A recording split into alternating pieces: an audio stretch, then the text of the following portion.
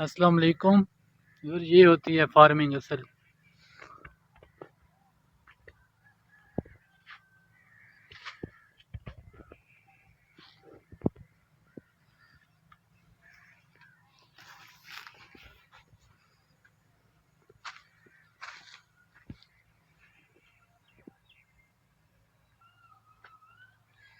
Check करें फल,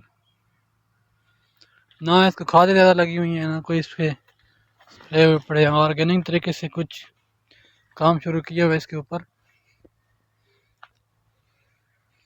और उन्होंने साथ रेत डाली है।